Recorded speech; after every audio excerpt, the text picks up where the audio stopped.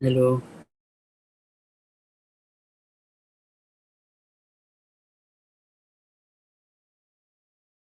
आवाज आ रही है मेरी? यस। ओके।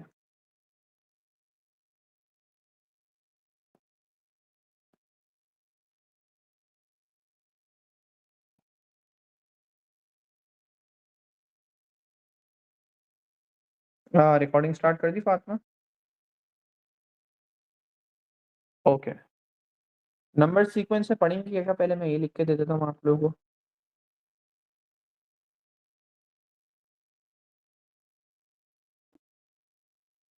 इंस्टा मुश्किल चैप्टर है, आसान है ये वाला? आसान या कंफ्यूजिंग है थोड़ा बस। ठीक है, हाँ सही है। अच्छा एक हमारे पास इसके अंदर इसका ब्रेकडाउन दिखाऊं मैं। एक होती है अर्थमेटिक प्रोग्रेशन। ये क्या होती है ये सब तो मैं बताऊंगा। अर्थमेटिक प्रोग्रेशन या सीक्वेंस बोल दो। तो एक होती है अरिथमेटिक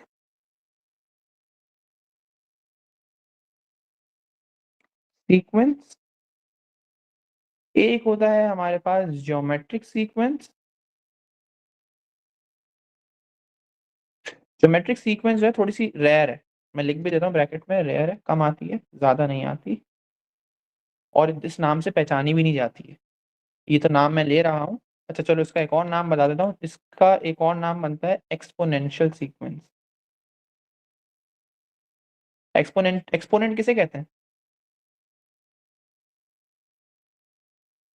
जी?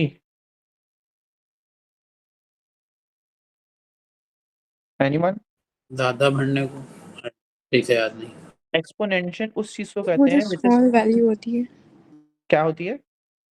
जो एक्स के ऊपर होती है, जो स्मॉल वैल्यू हाँ, होती है। पावर, पावर को कहते हैं ना exponent.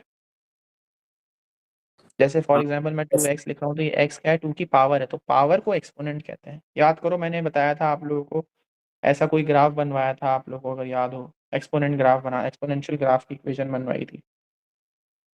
Yes sir. Yes exactly, तो ये एक्सपोनेंट का मतलब, कभी भी एक्सपोनेंट वर्ड सुनोगे तो पावर से रिलेटेड है। अच्छा तो उसको ज्योमेट्रिक सीक्वेंस भी कहते हैं, अगेन ये रेयर है। इसके बाद आपका आ जाएगा टर्म टू टर्म, या इससे पहले टर्म टू टर्म से पहले क्वाड्रेटिक सीक्वेंस। क्वाड्रेटिक सीक्वेंस के दो तरीके हैं, दोनों तरीके समझाऊंगा, जो अच्छा लगे उसको ग्रिप कर लेना। मैं दोनों में से किसी एक में रहूंगा फिर। और उसके बाद हमारे पास आती है क्यूबिक सीक्वेंस, ये भी अगेन बहुत रेयर है।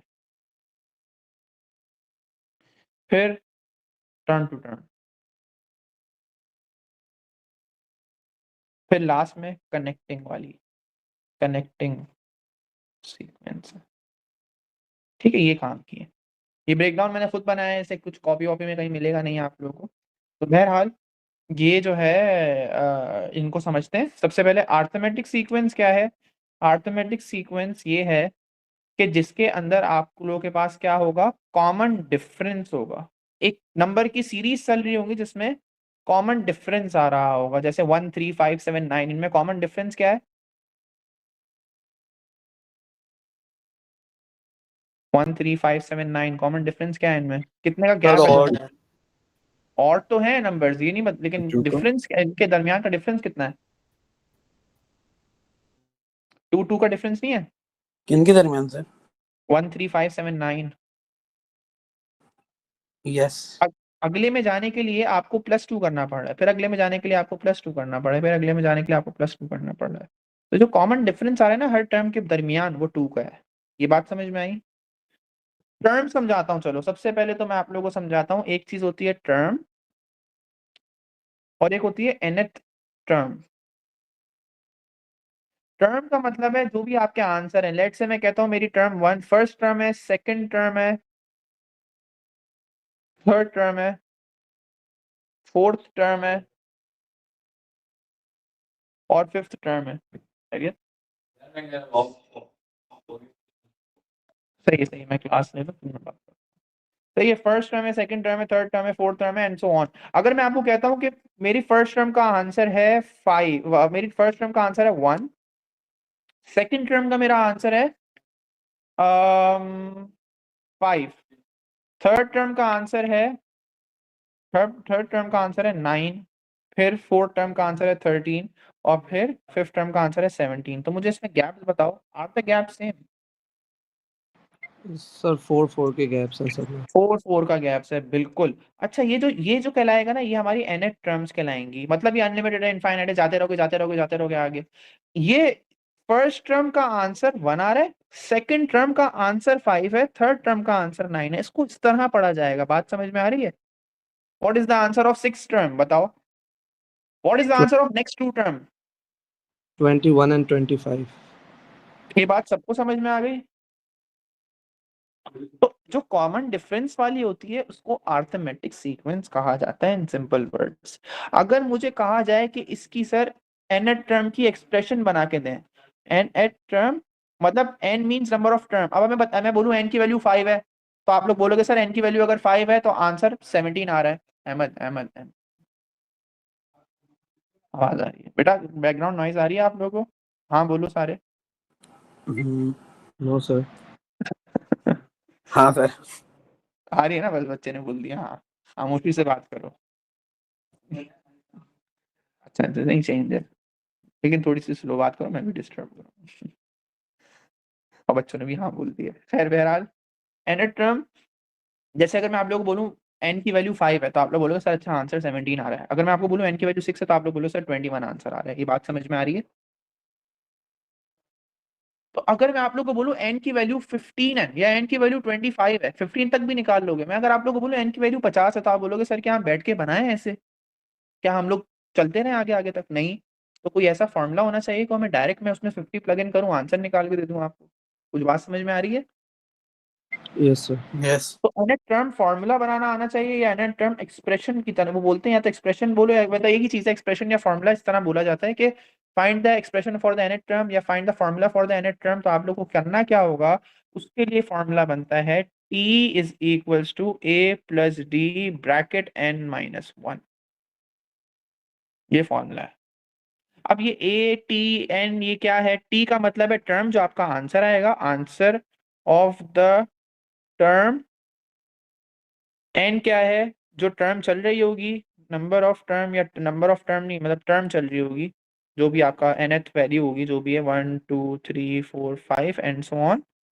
और d क्या है? Common difference. और n क्या रह गया? a क्या है? a हमारी फर्स्ट टर्म है, फर्स्ट टर्म का आंसर है। जैसे फर्स्ट टर्म का आंसर यहाँ पे रेड में लिखा हुआ है, क्या आंसर है? 1 है। सेकंड टर्म का आंसर 5 है। तो हम फॉर्मूला बना सकते हैं, बिल्कुल बना सकते हैं। फॉर्मूला कैसे बनेगा? t is equals to a की जगह मैंने लिख दिया 1, d की जगह मैंने डिफरेंस लिख दिया, इनका 4 आ रहा था, n माइनस 1। सॉल्व करते हैं, ये बन जाएगा 1 प्लस 4 n-1। ये याद रखना 1 प्लस 4 5 नहीं कर देना इसको, 4 पहले मल्टीप्लाई होगा ब्रैकेट से, तो ये जाएगा 4n-4। मैं सारी गलतियों के साथ बता रहा हूँ कि आप लोग क्या गलतियां करते हो। तो ये आपका आंसर आ जाएगा।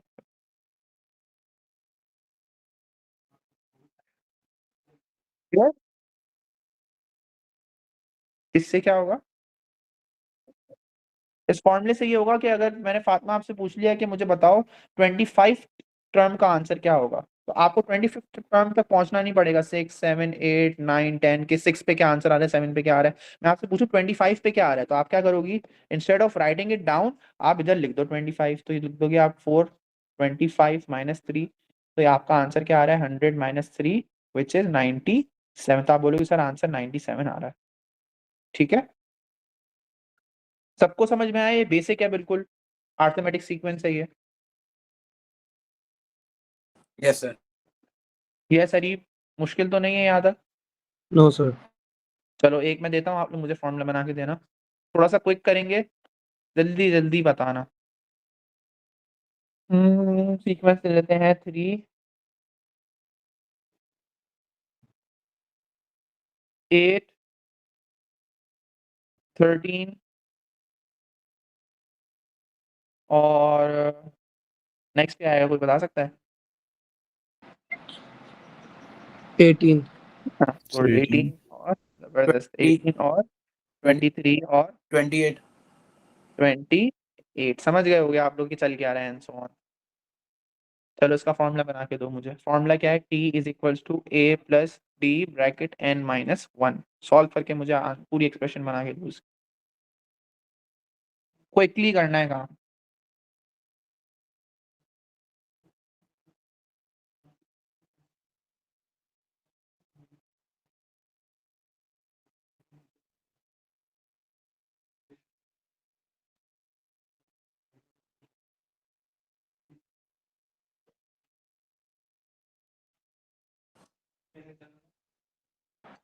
Sir, minus 5n.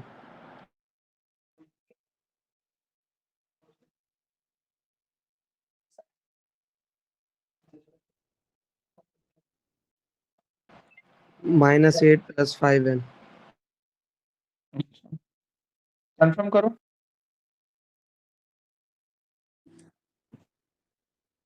यही आ रहा है।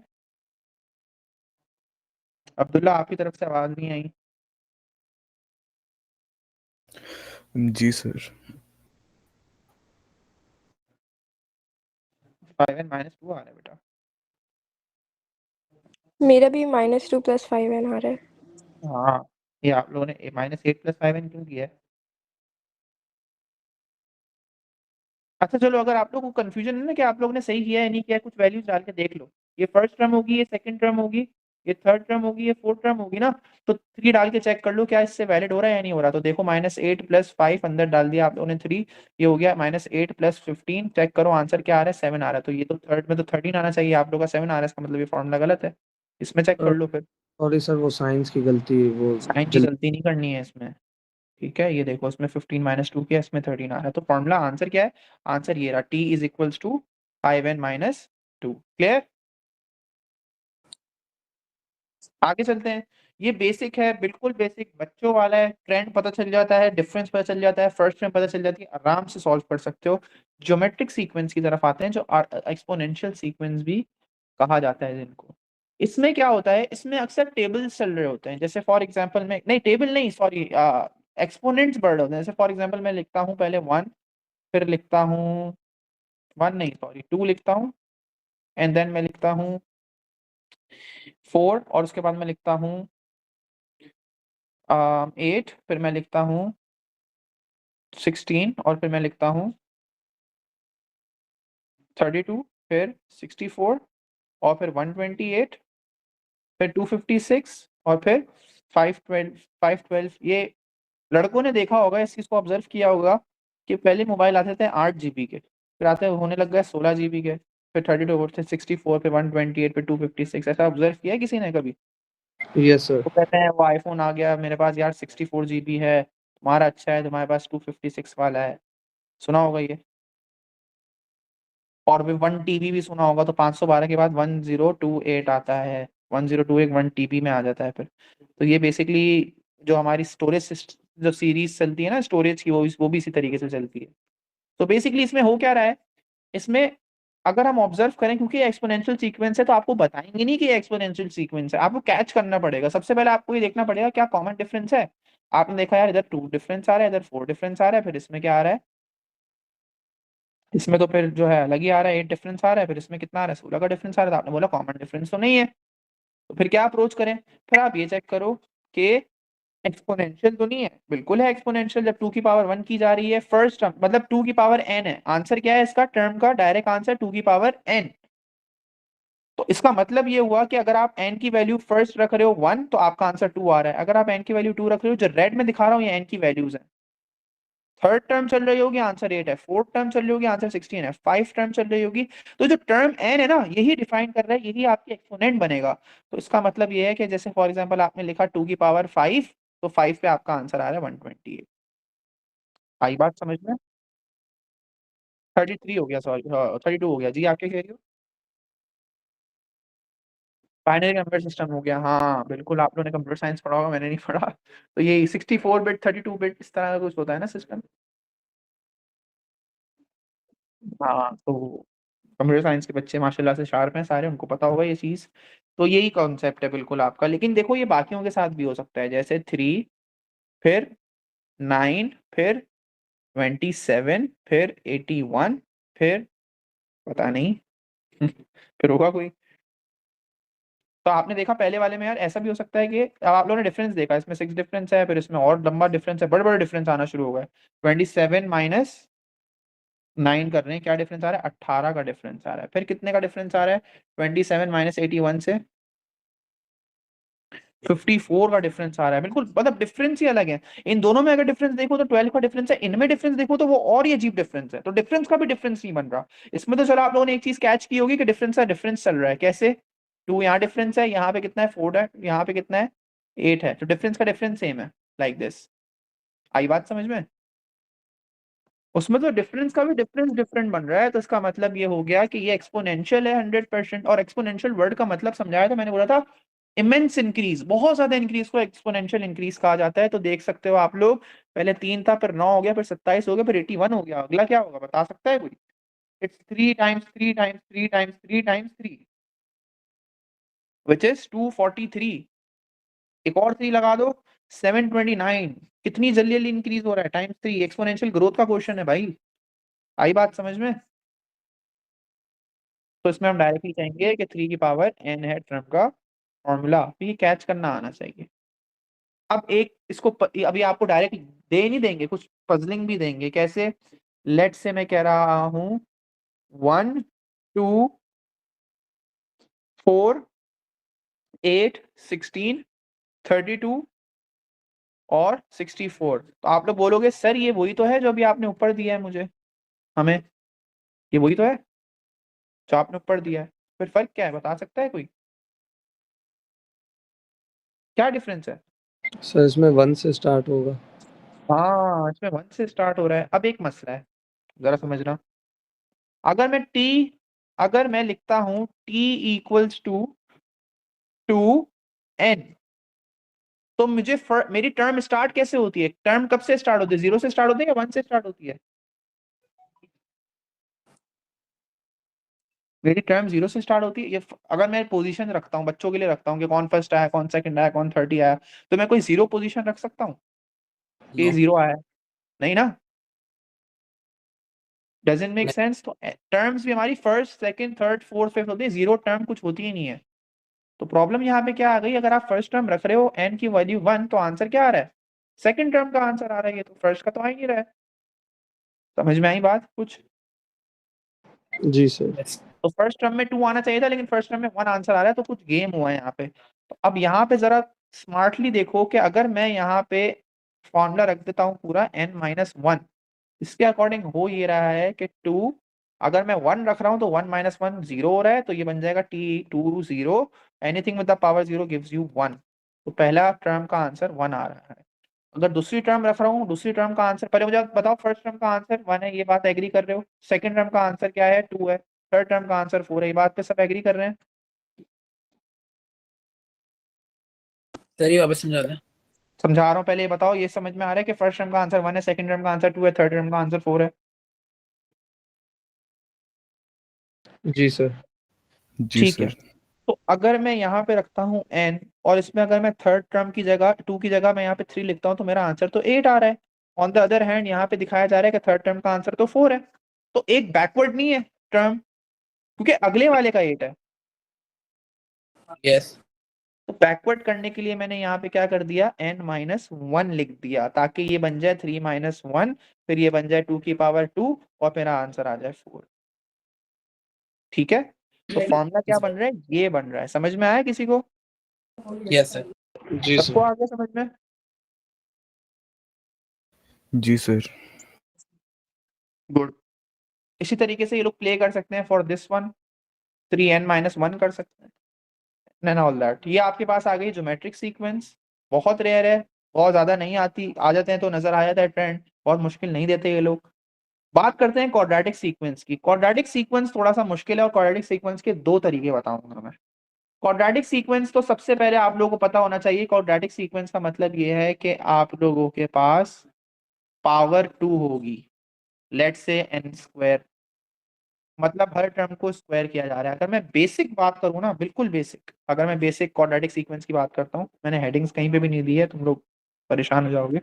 ये अर्थमेटिक सीक्वेंस थी, फिर ये चली आपके पास एक्सपोनेंशियल।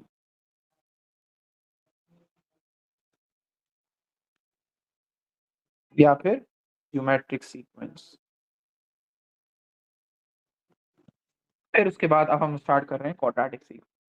ये मुश्किल है, ये क्वेश्चन में ये पूछी भी बहुत जाती है क्वाड्रेटिक सीक्वेंस। ये अगर समझ लोगे ना एक दफा, तो इसके दो तरीके बताऊंगा, दोनों तरीके वर्क करते हैं। दोनों तरीकों में से गौर करना, अच्छी तरह अगर देखोगे हो जाएगा। दोनों तरीके में से किसी एक पे चले जाना। ऐसा नहीं हो कभी वो यूज कर रहे हो कभी वो यूज कर रहे हो, ऐसे नहीं जाना, ऐसे नहीं करना, ठीक है। खैर बहरहाल क्वाड्रेटिक सीक्वेंस, क्वाड्रेटिक सीक्वेंस के अंदर कुछ एग्जांपल मैं निकाल लेता हूँ। वेट,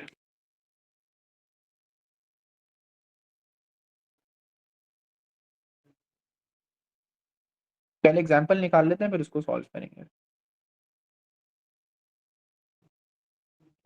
ओके सो सबसे पहले बेसिक क्वाड्रेटिक एग्जांपल बताऊं क्वाड्रेटिक सीक्वेंस की, तो टर्म को स्क्वायर करो तो ये एक सीक्वेंस बनेगी, ठीक है।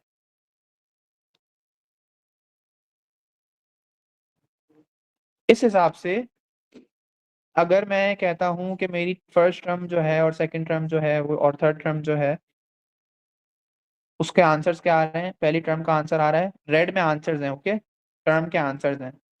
तो फर्स्ट सेकंड टर्म में मेरा आंसर आ रहा है 4, थर्ड टर्म में मेरा आ रहा है 9, और फोर्थ टर्म में मेरा क्या आंसर आएगा बताओ। सर 14।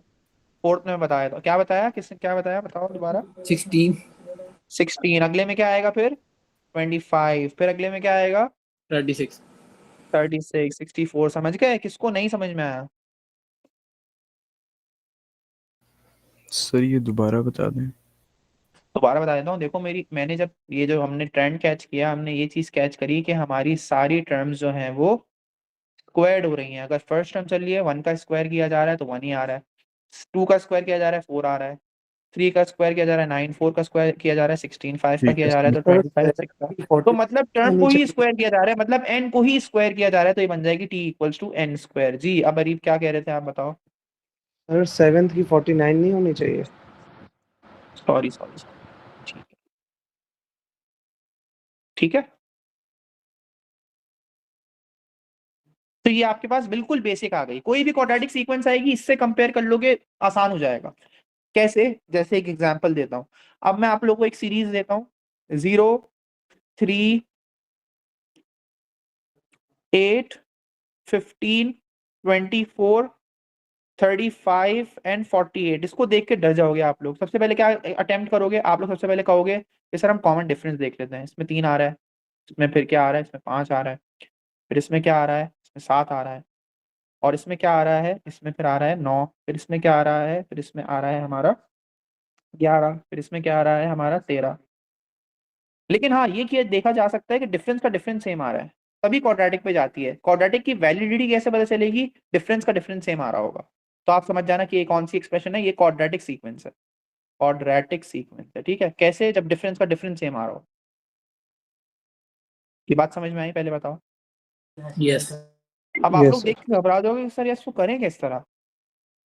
अगर मैं इसको एन स्क्वायर की ही से कंपेयर कर लूं, पहले उसमें क्या आ रहे थे 1, 4, 9, 16, 25, 36 एंड 49। अगर मैं इनको कंपेयर करूं आपस में, तो आप लोग देख सकते हो, कंपैरिजन कर सकते हो कि क्या फर्क है दोनों के अंदर। उसके फर्स्ट टर्म, इसके फर्स्ट टर्म, उसके सेकंड टर्म, उसके सेकंड टर्म, क्या डिफरेंस है। सर इसमें बस एक नंबर ज्यादा है। एक नंबर कम किया हुआ है, इससे कंपेयर करो, ब्लू से रेड को कंपेयर करो, तो रेड का एक नंबर कम किया हुआ है हर आंसर का।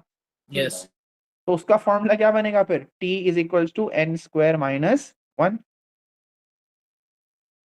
कितनी आराम से कैच कर लिया है मैंने। ये चीजें समझनी है। लेकिन अगर कोई बच्चा नहीं कैच कर पा रहा है ये, और उसके पास इस तरह की सीक्वेंस आ गई और वो चाह रहा है कि वो एक एक्सप्रेशन बनाने का तरीका समझ ले, कोई मेथड समझ ले, तो वो भी एक मौजूद है, टेंशन नहीं लो। लेकिन पहले इतना बताओ, इतना भी शार्प बनना है आप लोग को, इतना भी स्मार्ट बनना है कि आप लोग को एन स्क्वायर से कंपेयर करना आ जाना चाहिए। पता चल जाएगा यार ये अच्छा, ये तो ये चल रहा है, ये तो ये सीन चल रहा है, जैसे अभी आप लोगों ने कैच किया। एक और देता हूँ, फिर आप लोग मुझे बता, फिर हम देखते हैं कि कौन कितना स्मार्टली इसको लेके चल रहा है। फिर उसके बाद मैं ये भी समझाऊंगा कि अपार्ट फ्रॉम स्मार्ट वर्किंग आप लोग के पास एक मेथड भी है इसको करने का, तो डोंट वरी, जिनको नहीं समझ में आ रहा कोई मसले वाली बात नहीं है। चलो अब आ जाओ, सीक्वेंस में दे रहा हूँ 0, फिर मैं दे रहा हूँ 2, फिर मैं दे रहा हूँ, तो बनाना आसान मुश्किल है, फिर मैं दे रहा हूँ 6, फिर मैं दे रहा हूँ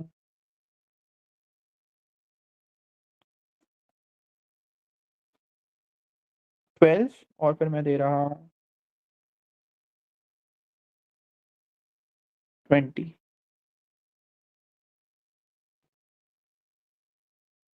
फिर 30, फिर मैं दे रहा हूँ 42। दैट्स इट, ये सीरीज चल रही है। ठीक है, पहले तो ये देख लो कि ये क्वाड्रेटिक है भी कि नहीं है। एक्सपोनेंशियल तो नहीं दे दी सर ने, तो सबसे पहले क्या करोगे, 2 gap, 4 gap, 6 gap, 8 gap, 10 gap और 12 गैप। तो गैप का गैप सेम आ रहा है, बिल्कुल आ रहा है। डिफरेंस का डिफरेंस निकल रहा है, बिल्कुल निकल रहा है, और सेम टू सेम निकल रहा है। 100% वैलिडिटी हो गई कि ये कौन सी सीक्वेंस है, क्वाड्रेटिक। ऐसा ही है। अगर ये फर्स्ट टर्म है, हेलो क्लास में सारे, जी सर। ओके, फोर्थ टर्म ये, फिफ्थ टर्म का 20 है, सिक्स टर्म का ये है, सेवेंथ का 42 है। अब अगर एक काम करूं मैं, अगर मैं इसको एन स्क्वायर से कंपेयर करूं, एन स्क्वायर के फॉर्मूले से कंपेयर करूं, तो एन स्क्वायर के आंसर्स क्या आते हैं, 1 4 9 16 25 36 49। इनसे कंपेयर करूं तो क्या फर्क है दोनों में, बताओ। ब्लू ब्लूज को कंपेयर करो। वो कि 3 लेस है। नहीं। नहीं, यहाँ पे तो एक कम किया गया है, यहाँ पे, यहाँ पे 2 कम किए गए हैं, यहाँ पे 3 कम किए गए हैं, यहाँ पे 4 कम किए गए हैं। समझ रहे हो या नहीं समझ रहे? यहाँ पे 5 कम किए जा रहे हैं, जी यहाँ सर। पे 6 कम किए जा रहे हैं, यहाँ पे 7। जो n चल रही है ना वैल्यू, उसी को कम किया जा रहा है। सो can I say that it is t is equals to n square minus n, sorry minus n, मतलब जो टर्म का नंबर चल रहा है उसी को माइनस किया जा रहा है। Yes yes. और नो? तो देखो ये मैंने डायरेक्ट कैच कर लिया कि t equals to n square minus n, ये कैच करना आना चाहिए। जिसको नहीं समझ में आया पूछ सकता है। ऑल गुड, सबको समझ में आया?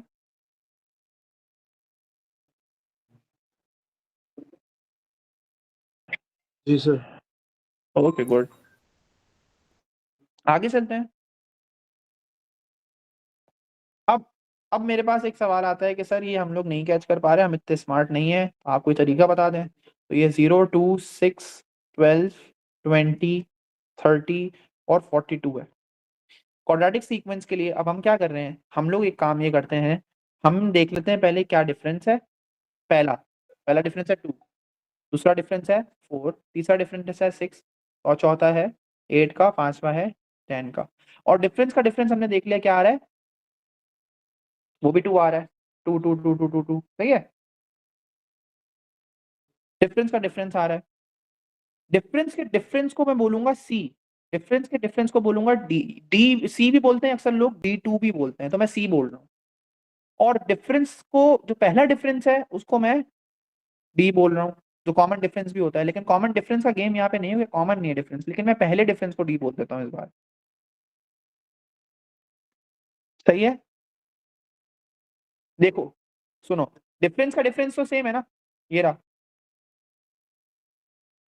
डिफरेंस का डिफरेंस सेम है, उसको मैं बोल देता हूँ सी दिस टाइम। और जो मेरा फर्स्ट डिफरेंस था ना, मैं उसको डी बोल देता हूँ। ये चेंज कर रहा हूँ मैं कहानी। वहां पे क्या होता था, कॉमन डिफरेंस को डी बोला जाता था अरिथमेटिक सीक्वेंस में। दिस टाइम मैं डिफरेंस के डिफरेंस को सी बोल रहा हूँ और पहले डिफरेंस को डी बोल रहा हूँ। All clear? Yes sir. तो पहला डिफरेंस है 2, और डिफरेंस का डिफरेंस है वो भी 2 आ रहा है, इत्तेफाकन आ सकता है, कोई मसला नहीं है। इसके लिए क्या फॉर्मूला होगा, इस टाइप के क्वेश्चंस के लिए इसके लिए फॉर्मूला होगा term is equals to a plus d n minus one, ये तो सेम है, लेकिन इसके आगे भी है, plus c upon two n minus one n minus two, ये फॉर्मूला बनता है।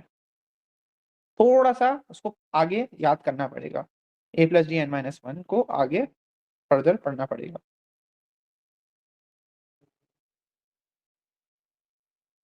अब इसमें आप लोगों को c भी पता है, d भी पता है, n भी पता है, a भी पता है। a plus d n minus one plus c upon two n minus one n minus two, याद हो गया? इंश्रा ये हम लोगों ने नहीं किया था, अगर आपको याद हो। जी। ये नहीं, मैंने आपको मेथड 2 कराया है। मुझे ये वाला इतना खास नहीं पसंद, लेकिन ये भी वर्क करता है, बिल्कुल करता है, हम कर यूज कर सकते हैं।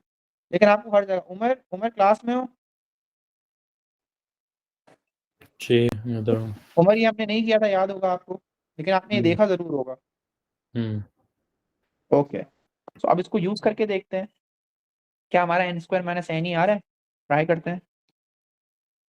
t equals to first term क्या है, 0 है, 0 प्लस d की जगह आपने क्या लिखना है, डिफरेंस ऑफ फर्स्ट, d लिख दिया, n minus one plus c upon two, तो plus two upon two n minus one n minus two. अच्छा, डबल ब्रैकेट एक्सपेंशन पहले से करके रख लो और याद कर लो। डबल ब्रैकेट एक्सपेंशन में आएगा n square minus two n minus n plus to, तो ये आ गया n square minus three n plus to. Double bracket expansion देख लो, मैंने सही किया नहीं किया। Minus two minus n plus to, हाँ सही है।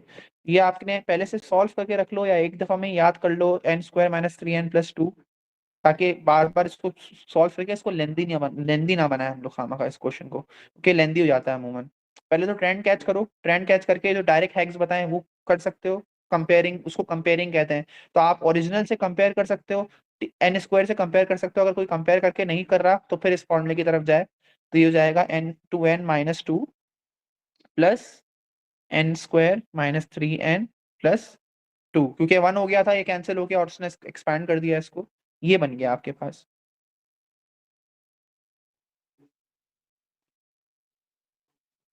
अब आगे सॉल्व करें।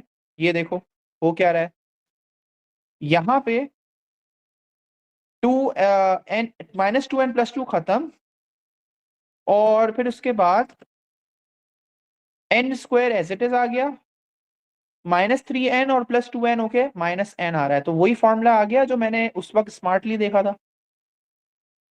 आई बात समझ में? जी सर। तो आप लोग ऐसे भी देख सकते हो, अगर किसी ने ट्रेंड कैच कर लिया, पता चल गया। पता कैसे करेगा? By comparing. अगर किसी ने कंपेयरिंग से पता कर लिया तो बहुत अच्छी बात है, लेकिन उसमें आता है 2 मार्क का सवाल, तो किसी ने अगर डायरेक्ट आंसर दे दिया ना तो 1 ही मार्क मिलेगा। तो उसमें सिर्फ आप सिर्फ लिख दो, ऐसे ही इनको फेक करके लिख दो कि भाई कॉमन डिफरेंस पता था आपको, तो आप लिख दो common difference and difference of difference लिख के लिख दो कि भाई वो भी 2 है, तो तभी हमने ये बनाया। तो इतना भी लिख दोगे ना, आपको 2 मार्क दे देंगे वो। और अगर किसी ने ये यूज किया तो उसमें तो वैलिड है, 100% पूरा ही मार्क देंगे, क्योंकि आपने पूरी वर्किंग करी है। लेकिन देखो आफ्टर ऑल आंसर सेम आ रहा है। मेरे पास अब दूसरा तरीका भी है जो मुझे अच्छा लगता है, लेकिन वो इससे भी ज्यादा लेंथी है, लेकिन वो बहुत लेंथी है, उसमें अक्सर बच्चे तंग होते हैं, वो प्रेफर नहीं करते, लेकिन उसकी भी 100% वैलिडिटी है, उसमें तो गलत आता ही नहीं है बिल्कुल भी, अगर आपने गलती नहीं की है, वही वाली बात है, जाहिर है उसमें फंसते नहीं है। बेसिकली मेरा कहने का मकसद ये है। तो क्या सीरीज थी हमारे पास? 0 2, ये हमारा है मेथड नंबर 1। पहले तो मेथड 1 को मैं कंपेयरिंग कहूंगा, डायरेक्ट कहूंगा, लेकिन फिलहाल ये अगर वर्किंग वाला है तो मेथड नंबर 1 ये है, मेथड 2 ये है। अब जो मैं कर रहा हूँ वही वाली एक्सप्रेशन ले लेते हैं, 0 2 6 12, ये सब में वर्क करेगा, जो भी कॉमन डिफरेंस का डिफरेंस देंगे उन पे वर्क करेगा ये। तो 0 6 2 0 6 0 2 6 12 and 20 and 30 and so on. अच्छा, अब करना क्या है इसके अंदर? अगर मैं आप लोगों से पूछूं क्वाड्रेटिक एक्सप्रेशन का फॉर्मेट क्या होता है, तो आप लोग सबको पता होगा, हम लोगों ने पढ़ा हुआ है, a n square a x square plus b x plus c होता था, याद है? सबको याद है क्वाड्रेटिक फॉर्मेट? पहले वाला स्क्वायर होगा, फिर विदाउट स्क्वायर होगा, और लास्ट वाला कांस्टेंट होगा। फॉर्मेट याद है? जी सर।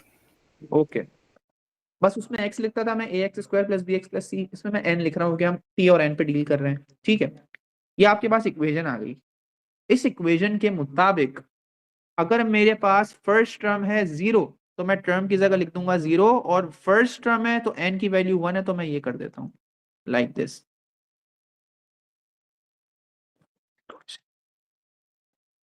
ठीक है, तो उसके हिसाब से आंसर आ रहा है a plus b plus c equals to 0। पहला काम ये करना है आप लोगों को सबको। यहां तक हो गई बात, समझ में आ गई? ये एक इक्वेशन बन गई, इसमें 3 इक्वेशन बनती है। पहली बन गई, क्या बनी, कैसे बनी? कुछ नहीं किया, फर्स्ट टर्म उठाई, डाल दी, इक्वेशन बना दी ए बी सी के फॉर्मेट। ठीक है,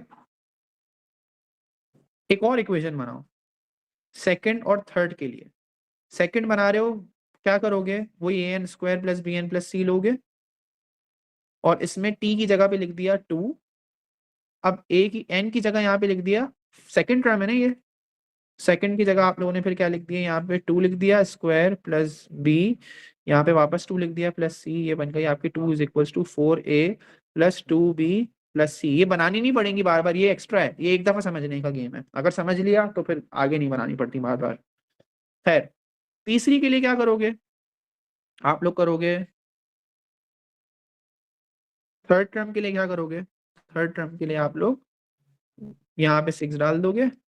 वही फॉर्मूला था t a n square plus b n plus c. Third की जगह आप लोग डाल दोगे 6 equals to a 3 square plus b 3 plus c. तो ये बन जाएगा 6 is equals to 9a plus 3b plus c. तो ये एक बनी है, ये एक बनी है। ये है हमारी सेकंड टर्म के लिए, ये वाली है हमारे लिए सेकंड टर्म के लिए, और ये है हमारी थर्ड टर्म के लिए। ये बनानी नहीं पड़ती, मैं अगेन बता रहा हूँ, एक दफा बनाने समझाने के लिए बनानी पड़ रही है। अगर मैं इन दोनों को माइनस करूँ तो क्या बनेगा? चलो छोड़ो, अगर मैं पहली वाली को दूसरी वाली से माइनस करूँ, ये पहली वाली है, अगर मैं पहली वाली को दूसरी वाली से माइनस करूँ तो क्या आंसर आएगा? 3a हाँ 3a गुड, और 3a plus plus b b plus c तो कैंसिल हो जाएगा, ऐसा ही है अरीब। जी और सर। 0 माइनस 2 तो 2 और 0 को माइनस किया तो 2 ही आ गया, ये बन गई। यस ठीक है, अब डायरेक्ट कैसे करना होगा आप लोग पता है क्या करना? फर्स्ट टर्म और सेकंड टर्म को माइनस करना। पहले सेकंड को फर्स्ट से माइनस करो, सेकंड को फर्स्ट से भी माइनस करो, क्या आ रहा है? 2 ही आ रहा है, तो जी लिख दिया। और फर्स्ट और सेकंड के गैप को आप पता है क्या बोलोगे? 3a plus B. तो डायरेक्ट पता है, जब ये चीजें तो मैं भी समझा रहा हूँ, आप लोग डायरेक्ट जब आप लोग ये समझ जाओगे तो पता है कैसे करोगे? आप लोग करोगे, इन दोनों का डिफरेंस निकालो और उसको 3a प्लस बी से इक्वेट कर दो। ये याद भी रख सकते हो, कॉन्सेप्ट आप लोग का ये रहा। तो 3a plus b equals to 2, एक इक्वेशन आ गई आप लोग के पास। ठीक है, ऑन द अदर हैंड अगर मैं सेकंड और थर्ड को माइनस करवाऊं तो क्या आ रही है? रिजल्टिंग इक्वेशंस क्या आ रही हैं बताओ? इन दोनों को माइनस कराऊं तो क्या आ रहा है बताओ? Sir 4 equals to 5a plus b। और फिर यहाँ पे भी सी गायब है ना? जी इसके लिए भी पता है क्या है, अगर आप सेकंड और थर्ड को माइनस करते हो तो इसके लिए इक्वेशन क्या बनेगी? 4 is equals to 5a plus b. ये हर तरह की एक्सप्रेशन के लिए बनेगी। 3a plus b for first and second, 5a plus b for the second and third. ये 3a plus b and 5a plus b याद रखना है अगर आप लोग इस फॉर्मूले में इस मेथड में जा रहे हो तो। 3a plus b and 5a plus b. 3a plus b किसका गैप है? फर्स्ट टू टर्म्स का गैप है, इन दोनों का गैप है। और 5a प्लस बी किसका गैप है? 5a प्लस बी 2 और 6 का गैप है। ठीक है, समझ में आ गई बात? जब दो इक्वेशन बन जाती हैं फिर क्या करें इनको? एलिमिनेशन मेथड से इनको भी सब्ट्रैक्ट करो, करो सब्ट्रैक्ट। ये बन जाएगा 5a माइनस 3a, ये हो जाएगा 2a, b माइनस बी खत्म, 4 माइनस 2 2 आ गया, a की वैल्यू आ गई आपकी 1। ठीक है, अब b निकालने के लिए क्या करो? किसी भी इक्वेशन में डाल दोगे। ये बन गया 3 1 plus b equals to 2, 3 plus b equals to 2। इसको सॉल्व करेंगे, आगे आंसर आ जाएगा b इक्वल्स टू -1। ये भी आंसर आ गया। ठीक है, ए बी आंसर आ गया। सी के लिए क्या करोगे? जो पहली इक्वेशन बनाई थी, ये बनाना भी जरूरी होती है, जो आपने पहली इक्वेशन बनाई थी उसमें डाल दो सबको। इसमें डाल के देखते हैं सबको। ए और बी निकाल चुके हैं, तो ए और बी डाल के चेक करते हैं इसमें। तो ये हो जाएगा आपका 0 इज इक्वल टू ए की जगह 1 लिख दिया, बी की जगह -1 लिख दिया, प्लस सी लिख दिया। तो इसमें क्या आ रहा है, -1 खत्म हो रहा है, तो सी इक्वल टू 0 आ रहा है। अब ए बी सी बन गया। फॉर्मेट क्या होता है, t equal to a n square plus b n plus c. T is equal to a की जगह ए की वैल्यू जो कि 1 थी तो एन स्क्वायर, बी की जगह -1 थी तो -n, और सी कुछ भी नहीं था तो ये बन गई आपकी इक्वेशन। ये है लेंदी, शायद एक बारी में समझ में भी ना आए, अभी समझ में नहीं आई होगी। और क्या ये सारे स्टेप्स करने होंगे, बिल्कुल भी ऐसा नहीं है। तो फिर करना क्या होगा वो मैं पहले बताता हूँ। पहले मुझे बताओ, ये समझ लो, ऑब्जर्व करो एंड टेक योर टाइम, बताओ समझ में आया कि नहीं आया।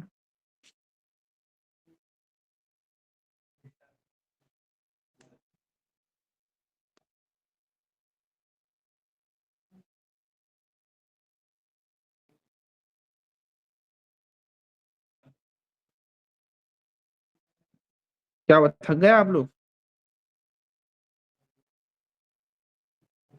तो जी सर, देख रहे हैं।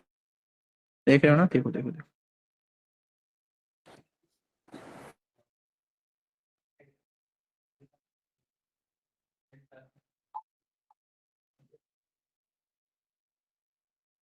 सर इसकी जो दूसरी वाली थर्ड वाली एक्सप्रेशन है वो थोड़ी समझ नहीं आई, वो समझा दें। वाली कौन सी? जिसको आपने ये वाली? यस। इसमें भी मैंने क्या किया, इसमें मैंने थर्ड टर्म डाली, थर्ड टर्म का आंसर 6 था तो आंसर का 6 आंसर लिख दिया यहाँ पे और 3 डाल दिया, बाकी सॉल्व कर ली।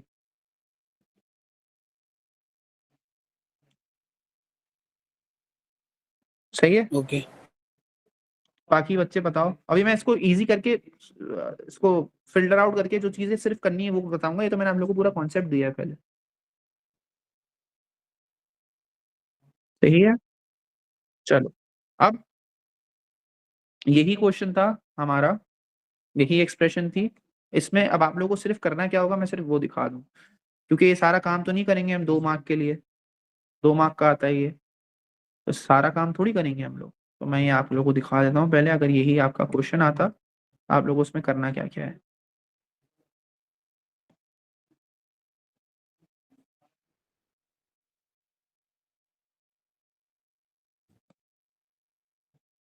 ये देखो, आप लोग के पास ये सीक्वेंस थी, आप लोग के पास एक सीक्वेंस है, क्वेश्चन आ गया, आप लोग करोगे कैसे वो समझा रहा हूँ मैं आप लोग को। करेंगे क्या, अगर आप लोग के पास ऐसी अजीबोगरीब क्वाड्रेटिक सीक्वेंस आ जाए जिसका कॉमन डिफरेंस ना हो लेकिन डिफरेंस का डिफरेंस बन रहा हो, तो पहले वैलिड कर लो कि हाँ भाई ये जो है हमारी क्या है, क्वाड्रेटिक है। उसके बाद ये स्टेप तो जरूर करना है जो मैंने बॉक्स में डाला हुआ है, ये स्टेप जरूर करना है। फर्स्ट टर्म का आंसर लिख के a n square plus b n plus c में डाल के 1 एन की जगह 1 डाल के इक्वेशन बना लो। ये तो मुझे लग रहा है आई एम श्योर किसी को भी प्रॉब्लम नहीं करेगा। क्लियर है यहाँ तक? Hello, yes sir. सब रिस्पॉन्ड करो। हरीब, आपकी तरफ से भी कोई रिस्पॉन्स नहीं आ रहा। जी सर, क्लियर है। ये स्टेप हर किसी को करना है अगर इस मेथड पे जा रहे हो। फर्स्ट स्टेप है वेरी इजी स्टेप, फॉर्मेट लिखा, टर्म का फर्स्ट टर्म का आंसर लिखा, फर्स्ट टर्म एन की जगह 1 लिखा, इक्वेशन बना ली, दैट्स इट। उसके बाद याद रखने वाला काम करना है। क्या था याद रखने वाला काम? 3a plus b and 5a plus b, ये दोनों याद होने चाहिए, 3a plus b and 5a plus b. 3a plus b किसका गैप है? 3a plus b first 2 terms का गैप है। कितना है गैप? 2 है, इक्वल्स टू 2 लिख दो। 5a प्लस बी किसका गैप है? 5a plus b third and second का गैप है, तो थर्ड एंड सेकंड में गैप कितना है वो लिख दो यहाँ पे। कितना गैप है? 4 है। बन गई इक्वेशंस। दोनों इक्वेशंस को माइनस करो, ऐसे माइनस करो कि साइन को कंसिडर नहीं करो, बस कांस्टेंट वो माइनस करते रहो कोफिशिएंट्स। तो ये हो जाएगा 2a, रिजल्टेंट क्या बनेगी? 2a plus 2a equals to 2 बनेगी, a इक्वल्स टू 1 आ जाएगा। b इसी तरीके से निकाल लोगे, इक्वेशन में डाल दो, 3 1 plus b equals to 2, b equals to -1 आ जाएगा। जब ये कर लिया तो सी भी तो निकालना था, तो ये आप लोगों ने बनाई तो है, जो सबसे पहला काम मैंने करवाया है, 0 equals to a plus b plus d. तो ये हो जाएगा आपका ए की जगह 1, बी की जगह -1, सी की जगह प्लस सी। सी भी निकल लिया, सी भी 0 आ रहा है। तो ए बी सी जब जमा हो जाए तो फॉर्मेट पता होना चाहिए। फॉर्मेट ये रहा, फॉर्मेट के अंदर इसको डाल दो, t इक्वल्स टू ए की जगह पे ए की वैल्यू 1n है तो n स्क्वायर ही लिखोगे, -n हो जाएगा और c की कोई वैल्यू नहीं, बन गया। अब ये काम कुछ कुछ को अच्छा लगता है, कुछ को नहीं अच्छा लगता, लेकिन मैंने आप लोगों को ये याद करवाना है कि ये याद कर लो ताकि ये जो तरीका है ना ये शॉर्टर हो जाए। और फिर ये है कि इसमें गलतियां नहीं होती। क्यों? फॉर्मेट लिखना है, सिर्फ फर्स्ट टर्म लिख के आंसर नहीं, इक्वेशन बनानी है पहली, उसके बाद ये याद रखी हुई एक्सप्रेशंस है, इनके गैप्स आ जाएंगे, पहले और दूसरी का गैप से बराबर कर दो, दूसरी तीसरी के गैप से 5a + b को बराबर कर दो, माइनस करो, ए निकालो, बी निकालो, सी निकालो, फॉर्मेट में डाल दो, एंड में आंसर आ जाएगा। ये शॉर्टर है। अगर किसी की हाथ इसमें बहुत अच्छा सेट है, ये 1 मिनट में भी कर सकता है, 1-2 मिनट में कर लेगा। अगर किसी का इसमें हाथ सेट है वो 1-2 मिनट में करेगा। अगर कोई डायरेक्ट जज करके निकाल रहा है वो भी 1-2 मिनट में करेगा। इट्स अप टू यू, आप लोग क्या मेथड चूज कर रहे हो। आ गई बात समझ में? Yes sir. मेरा मशवरा रहेगा जब आप लोग इससे क्वेश्चंस करो तो दोनों मेथड से एक दफा ट्राई कर लेना, दोनों में से देख लेना आप लोगों में किस में कितना ज्यादा टाइम लग रहा है। अगर ज्यादा टाइम जिसमें लग रहा होगा वो वाला छोड़ देना, जो ज्यादा समझ में नहीं आएगा उसको छोड़ देना ऑफ कोर्स, और जो अच्छा लग रहा होगा उसको चूज कर लेना। तो हम लोगों ने क्या क्या कर लिया, हम लोगों ने एपी कर लिया, अर्थमेटिक सीक्वेंस कर लिया, ज्योमेट्रिक सीक्वेंस या एक्सपोनेंशियल सीक्वेंस कर लिया, क्वाड्रेटिक कर लिया। क्यूबिक आसान है, क्यूबिक के अंदर क्यूबिक सीक्वेंस है, ये बहुत रेयर है। क्यूबिक का मतलब है आप किसी भी नंबर को आप अपनी टर्म को क्यूब कर रहे हो। तो जैसे क्वाड्रेटिक की थी, क्यूबिक की क्या होगी, 1 8, क्योंकि 2 का अगर n2 है तो अगर हमारे पास n2 है तो 2 का क्यूब 8 होता है, 3 का क्यूब 27 है, और फिर उसके बाद 64 आ जाएगा, फिर 125 आएगा, फिर 216 आएगा। तो इसमें क्यूब्स हैं सारे, 1 का क्यूब, 2 का क्यूब, 3 का क्यूब, 4 का क्यूब, 5 का और 6 का क्यूब। ये आसान होता है, ये बहुत रेयर आता है। इसमें से भी कोई इतनी चालाकियां नहीं होती इसके अंदर, इसमें कंपेयरिंग में आंसर हो जाता है। टर्म टू टर्म बच्चों वाला है, कनेक्टिंग बच्चों वाला जो हम डायरेक्ट पास पेपर्स में भी देख सकते हैं। तो ये कोई रॉकेट साइंस नहीं है। मेन गेम था सिर्फ ये, मेन गेम यही है। पूरा चैप्टर इसी पे बेस है। तो इंशाल्लाह इस पे हम कल और बात करेंगे। कल पास पेपर्स करने की कोशिश भी करते हैं, चैप्टर को इंशाल्लाह वाइंड अप करते हैं। आप लोग इसको रीड जरूर देना है, मैं पीडीएफ भेज रहा हूँ, सही है? जी सर। ठीक है, ओके देन, अल्लाह हाफिज।